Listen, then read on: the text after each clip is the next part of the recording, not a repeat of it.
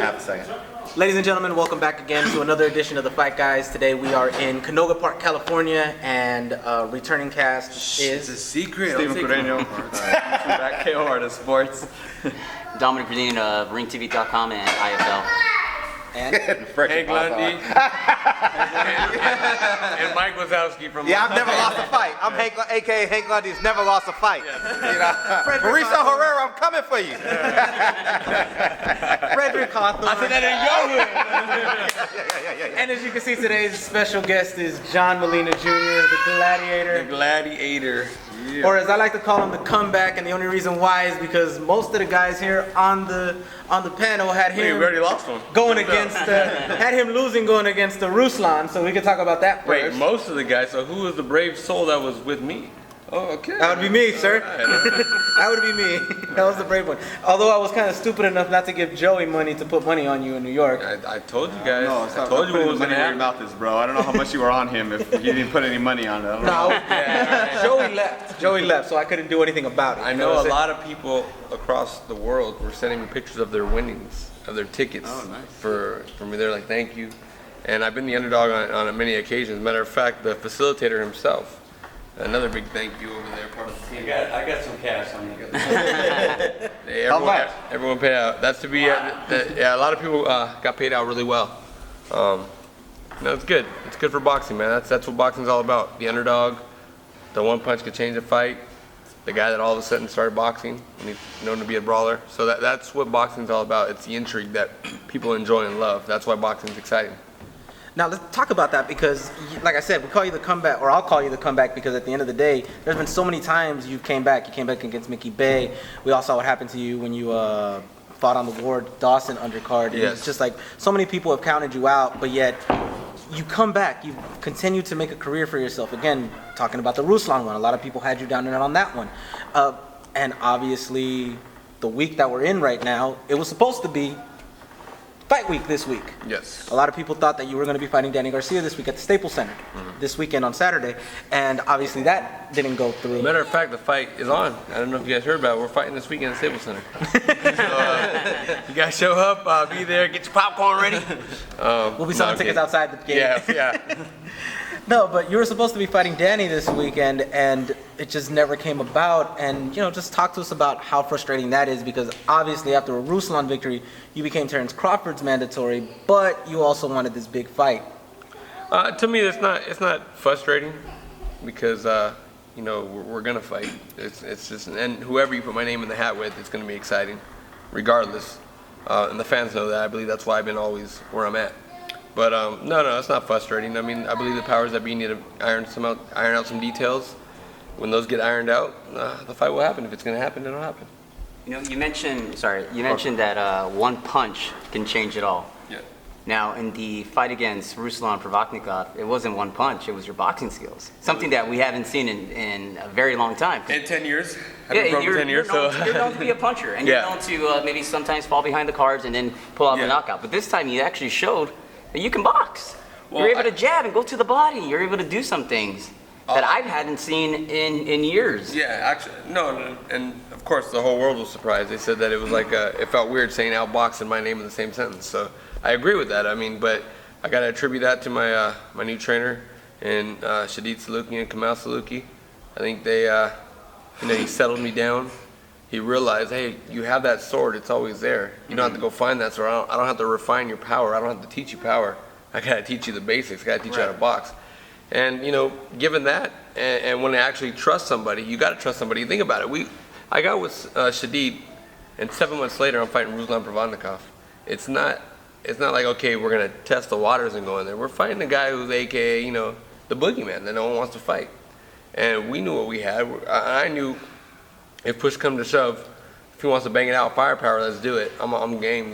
We're gonna make it a fight. But Shadid settled me down. He showed me. Deposit that easy money, use my God-given attributes. You got fast hands, you got good reflexes. I threw over 1,000 punches in that fight.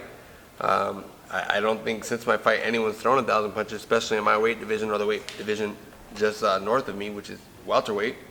So I think it was a direct correlation of both my strength and conditioning and majorly in part what Shadid instilled in me in boxing. So I mean, right now, I feel like I'm the enigma. I'm the Riddler. No one knows what to expect. Okay, am I gonna get Frankenstein who's gonna come forward and I hit hard, I knock you out? Or am I gonna get the guy that threw over 1,000 punches? And I like that.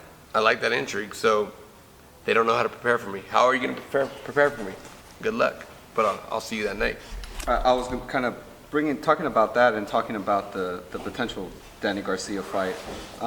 You know, he's not one to have like, he doesn't have like spectacular footwork or anything like that. He doesn't have like spectacular punching power. The guy just finds a way to win. Of course. But knowing that, you know, he doesn't have anything kind of like that sticks out, super hard hitter, super fast hands, anything like that. Are you kind of like almost licking your chops at the potential of that fight, because now you can, you know, have that boxing ability in your pocket, and obviously you always have the the one punching power that could end the fight. Look, the thing that Danny has is you're right. He's always found a way to win against great opposition. People will say, oh well, in recent times he's quote unquote cherry picking, but I mean the guy was supposed to lose against Amir Khan. He came out on top. He was supposed to lose against Lucas Matisse. He came out on top. So you can't knock the guy for that because he's finding a way to win. Does he impress me? No, he doesn't. And that's not a disrespectful comment towards him. I'm very confident in my ability to be victorious tonight if we do, lace him up and get in the ring together. That's a fight, yes, I am licking my chops for. That's a fight that I feel I have the recipe to disrupt his parade, if you will. So he doesn't, he impresses me that he has his O, it's still intact. Whether you want to call him a cherry picker or not, you know what, he's done well. And he's beaten the guys he wasn't supposed to beat. He's beaten the guys that he was supposed to beat in the fashion that he was supposed to do it in. So you can't knock him at that.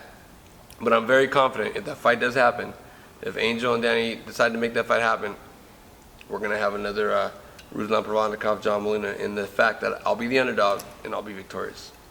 Now, obviously, we see you in this nice gym today, working out and everything. You've been a gym rat, but how is it that you are able to actually work out, train, and still have that motivation, even though you do not have a fight signed at the moment? Like I said before, man, at the end of the day, I'm a family man. I got mouths to feed at home, and boxing has done exceptionally well for me, and I'm very grateful for it. When you get to a certain plateau, if you will, you don't want it to end. Some guys are different. Some guys get to a plateau and get very comfortable, and then they lose the desire and the drive. For me, I don't ever want it to end. So I want to work harder. Now that I got there, I got to work harder to make it last.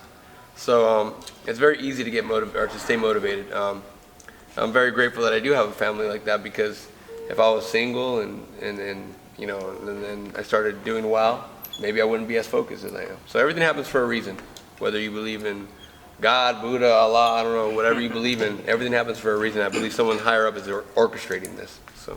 Who's on your radar right now? If there's no Danny Garcia, no Terrence Crawford, who do you want at 140 or possibly 147? Look, I've always said, of course, at 140 I want the title. Well, we know one guy has pretty much locked up, which is Crawford.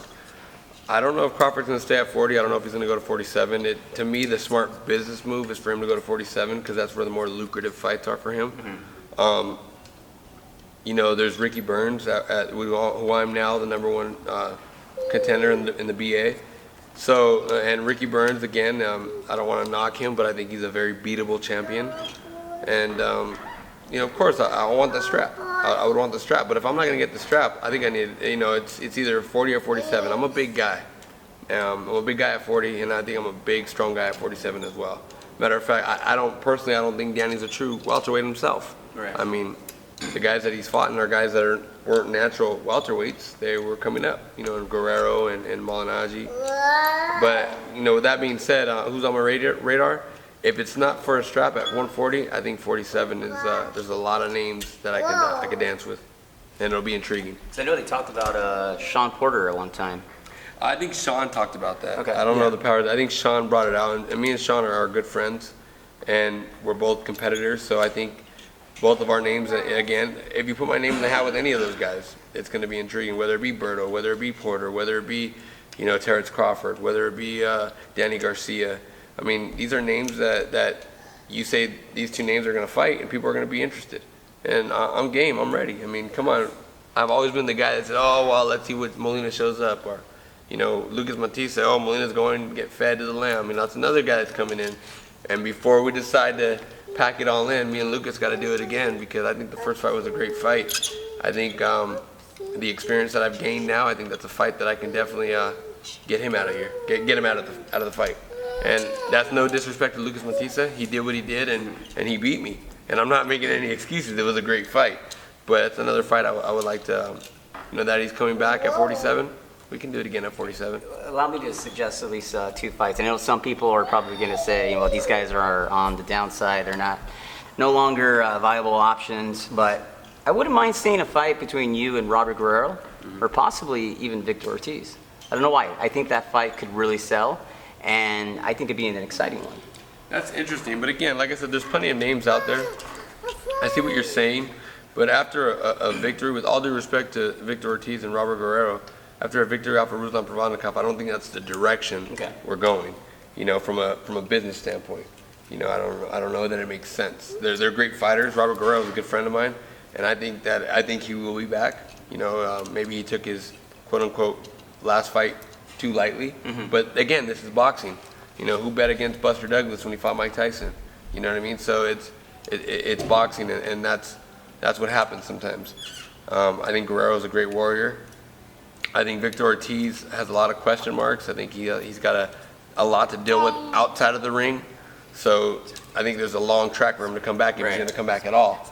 Again, I'm not saying that he's retired or anything like that, but I'm saying he's got a lot of demons to deal with right now. So I see their suggestions, but I don't see that in the near future. Right. I was just thinking maybe you testing the waters at 147. Even there's a Timothy Bradley. Right. I like that fight too.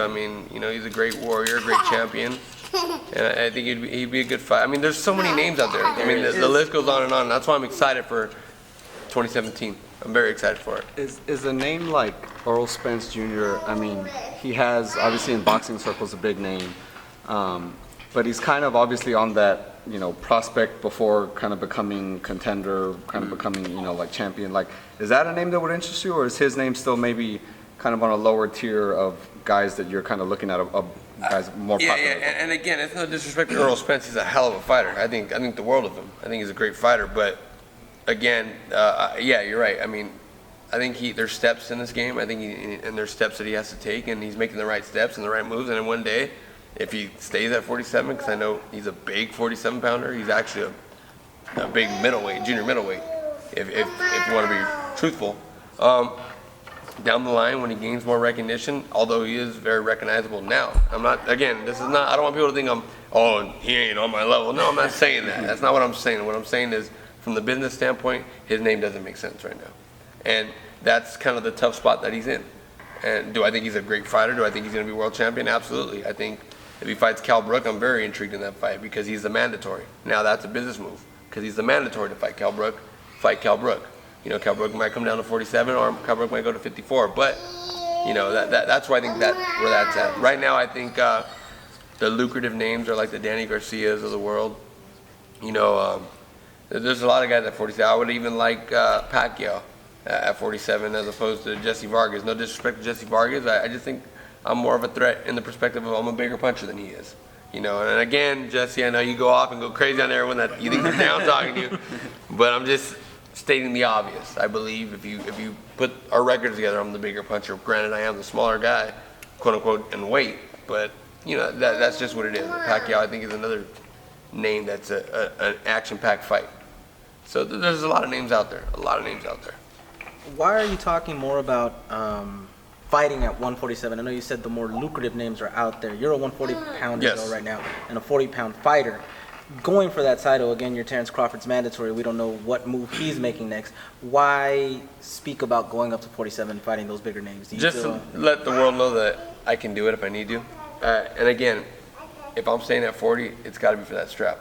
I want the hardware. I know a lot of people say, belts don't mean anything. But to me personally, in my collection, in my house where I have, there's still a spot for that strap. And I've worked my way to get to a certain point to fight for that strap. That's what I want. And at 40, we know one guy that has it locked up. We know another guy that's showed some interest in Adrian Broner, and that fight might happen for whatever reason, because I believe the WBA, he gets one voluntary before he has a mandatory. So again, the powers that be are going to make that fight happen if it happens. If not, Ricky Burns, hey, we'll go across the pond to go fight you. That's not a big deal. We can do that. I'm now the number one guy in the BA, so we can do that. But again, he's a good fighter. He's a 3-time world champion, I believe 3-weight division world champion. People call him a paper champion, but hey, I'm not in the business to knock him. He's found a way to win. He won his last fight. People can say, yeah, his opposition hasn't been to par, but he's a champion nonetheless. And he has something I want. And at 40, you tell me who else is there, really. Hey, could you break down for us Pacquiao versus Vargas? How do you see that fight playing out? A lot of it has, you can't count out Vargas. He's a game player. I mean, it shows even in the Bradley fight where he was losing all the way up until the end. And again, you have the controversy with, I think it was Pat Russell, I believe, or Yeah, it was Pat Russell. Yeah, the ref. that had an accident or a mistake, if you will. We're all human. We make mistakes. I think he's a hell of a referee, and he did the right thing by calling it a day after that mistake. But if you go by track record, Bradley has proven to come back from a devastation like that, and he won the fight other than that last round, so we never know what's going to happen. But I think Vargas has shown that he's a game player, and the only intrigue right now, I believe, is what Pacquiao's going to show up. He looked good against Bradley his last fight after the quote-unquote shoulder injury. And if I'm a betting man, and again, Vargas, I hope we don't get on record and say, "Who the frick's John Molina?" But if I'm a betting man with my hard-earned money, I'm betting Pacquiao wins. That's just, prove me wrong. I mean, I don't get hung up on that because my whole career has been, oh, John Molina's gonna get blown out. Oh, he's gonna lose. Oh, Ruslan's gonna beat him. But again, all the talking is cheap until you get in the ring.